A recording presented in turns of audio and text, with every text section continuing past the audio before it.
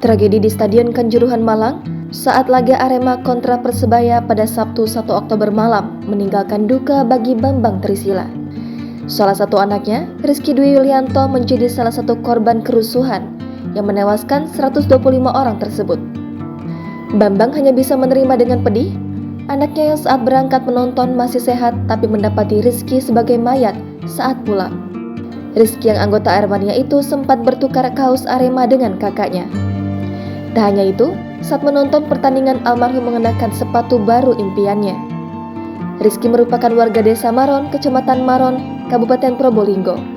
Ayah korban, Bambang Trisila, mengatakan korban berangkat bersama 4 temannya mengendarai sepeda motor berboncengan ke Stadion Kanjuruhan guna mendukung Arema FC berlaga.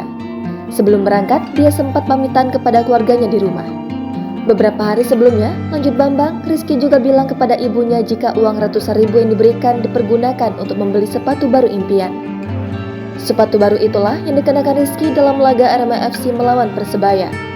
Kakak korban, Afandi Syaiful Haq, mengungkapkan, dia sempat mengajak Rizky berangkat bersama menuju Stadion Kanjuruhan mengendarai mobil. Namun, Rizky menolak sebab sudah terlanjur membuat janji dengan 4 temannya. Selain itu, sebelum berangkat ke Malang, Rizky dan Saiful saling bertukar kaos Arema. Jenazah Rizky dibawa ke rumah duka pada Minggu pagi pukul 9.30 waktu Indonesia Barat. Jenazah Rizky dikebumikan di tempat pemakaman umum desa setempat. Di atas pusara Rizky, keluarga tampak berlinang air mata. Sebagai informasi, hingga kini total ada 3 korban asal Probolinggo yang meninggal dunia dalam tragedi Stadion Kanjuruhan.